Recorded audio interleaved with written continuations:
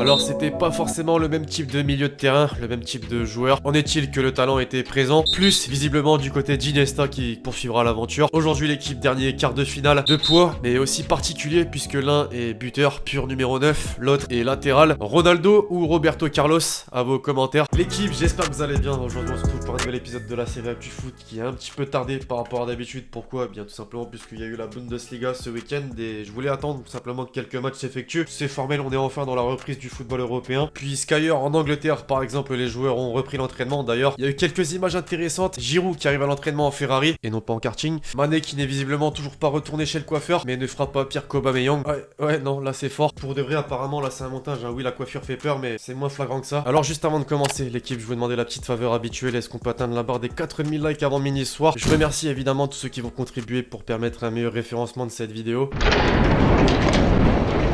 Bundesliga is back. Mbappé lui aussi visiblement était très content du retour du football européen, de la Bundesliga en particulier. Il y avait de quoi puisque le spectacle était déjà au rendez-vous. Dortmund qui bat Schalke 4-0. Le Bayern qui bat Francfort 5-2. Ou encore Leipzig qui atomise Mayence sur le score de 5-0. Maintenant avec le protocole sanitaire on a eu des images vraiment particulières, inédites même j'ai envie de dire. Par exemple sur le banc avec les joueurs séparés de deux sièges. Müller qui salue un de ses entraîneurs avec le pied. La célébration à distance des joueurs de Dortmund face à Schalke. Ou encore les supporters en carton qui ont été positionnés dans le stade Borussia Mönchengladbach. Alors qu'on se le dise, dans ce protocole il y a des règles utiles, indispensables même j'ai envie de dire. Par contre certaines sont juste ridicules, c'est le mot. Les célébrations par exemple, on a eu une belle image avec les joueurs de Dortmund. Il faut une distance alors qu'au cours du match, dans le feu de l'action il y a forcément du contact. Quand il y a un mur pour contrer un coup franc, les joueurs sont collés en fait. Voilà c'est vraiment bizarre. On va finir avec le classement du championnat allemand. Leipzig est sur la première marche du podium à 3 points de Dortmund. Dauphin du Bayern à 4 points de retard d'ailleurs. Dès demain 18h30 gros match entre ces deux premières équipes du classement à Dortmund. Bon ça changera pas grand chose, il n'y a pas de supporters. Un petit prono.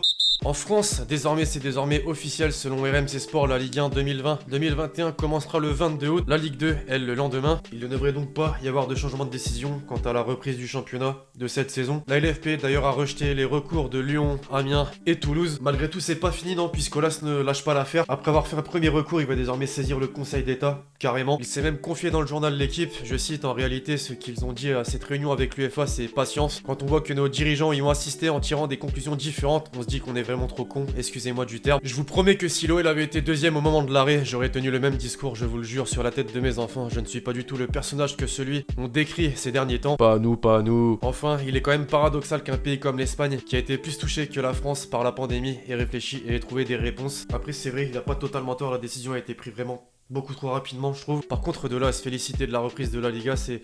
Ouais non c'est culotté. Concernant la Ligue 2 maintenant elle pourrait se jouer à 22 clubs. Lors de l'assemblée générale de la LFP 57% de votes ont été en faveur d'une Ligue 2 à 22 clubs. Maintenant la décision n'est pas définitive puisque la Fédération Française de Football peut encore revenir sur cette décision. On va en savoir plus là cette semaine, mercredi je crois. En Espagne donc comme vous l'avez compris avec Olas, le championnat va bel et bien reprendre le 8 juin prochain. L'UEFA de son côté travaille toujours sur la probable reprise de la Ligue des Champions en août. On parle même de différents formats dont celui-ci, un format express dans lequel les quarts de finale se joueraient en un seul match. Ensuite d'effectuer un Final Four qui se jouera à Istanbul. C'est l'idée en tout cas qui a le plus de chances de se réaliser. Si ça se fait donc ça débuterait début août, le 8 plus particulièrement. En conséquence forcément les matchs de la Ligue des Nations devraient être reportés. C'est encore un beau foutoir vous pouvez le dire.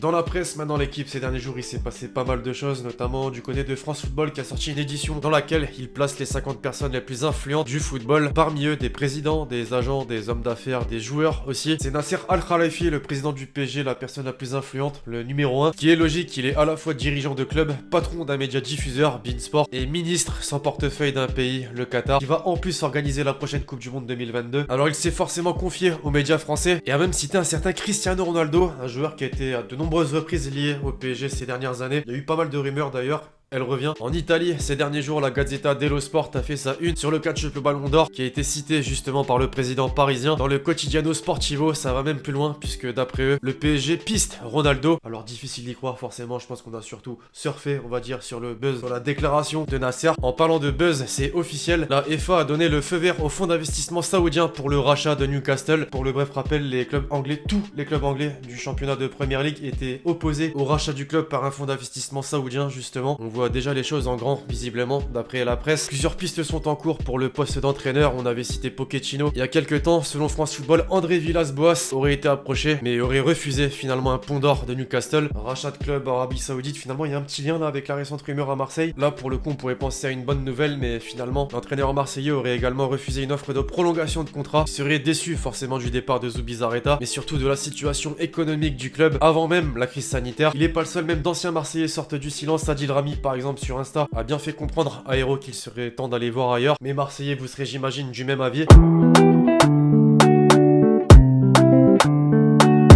On passe maintenant l'équipe aux quelques déclarations marquantes de ces derniers jours et on commence avec Falcao. Existe-t-il une raison technique pour que l'on n'autorise pas les embrassades après les buts? On est en contact permanent pendant tout le match. Sur un corner, les défenseurs sont sur toi. Ils sont tous ensemble dans les murs, ce que j'ai avancé juste avant en fait. Dani Ceballos sur la probable reprise de la Première Ligue. Nous allons reprendre le championnat une semaine après la date de reprise prévue en Espagne, soit le 20 juin. Donc maintenant c'est un joueur qui annonce la reprise d'un championnat, c'est fort. Nicolas, le président de Montpellier, Jean-Michel Aulas défend son club. Je ne suis pas juge, j'ai une profonde estime pour lui. C'est depuis 30 ans l'un, si ce n'est le meilleur dirigeant. J'ai trop de respect pour lui pour pouvoir critiquer. Faut avoir du respect maintenant, il y a peut-être de l'objectivité à avoir parfois. Héros, tiens, qui provoque des envies de meurtre ces derniers temps chez les supporters marseillais. Je le dis avec grand plaisir à votre antenne ce soir. C'est n'importe quoi, ce sont des fake news. Le club n'est pas à vendre. En parlant de la fameuse rumeur d'un rachat du prince saoudien milliardaire. Un joueur de l'OM désormais, Alvaro González. Il y a beaucoup de joueurs qui suivent l'OM. Griezmann et d'autres mettent souvent l'OM en avant. Reste à voir s'il viendrait pour jouer la Ligue des Champions. Il y a un petit pas à faire. Vu le contexte économique, c'est pas pour maintenant. Des nouvelles de Samuel Eto'o qui se confie sur l'un de ses anciens entraîneurs.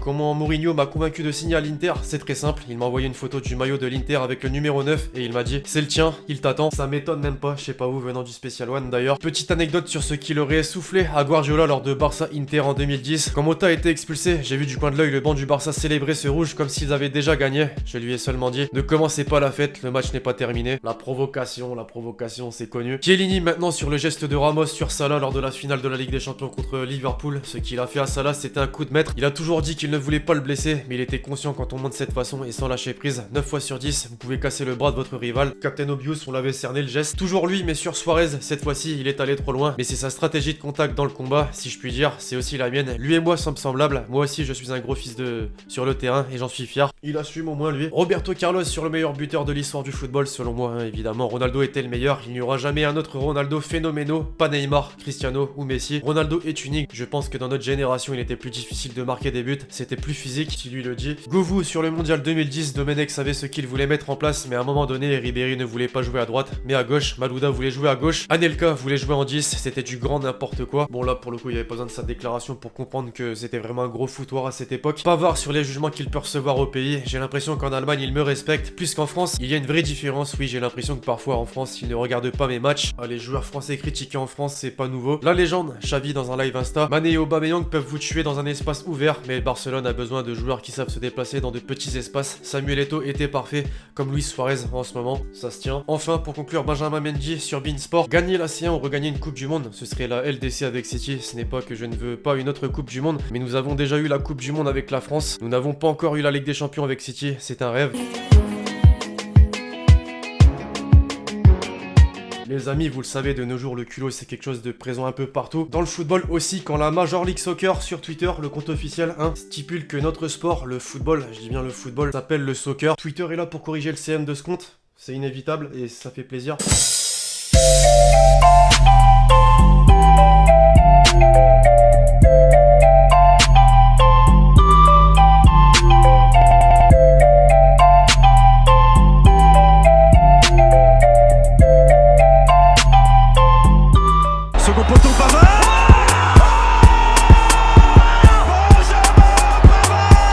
Avec les gros scores qu'il y a déjà en Bundesliga, je pense que je vais pouvoir rapidement faire des top buts, mais ça va être compliqué chaque week-end. Pour l'instant, on reste sur FIFA. Vous étiez encore très nombreux à m'envoyer vos buts. D'ailleurs, n'hésitez pas à continuer.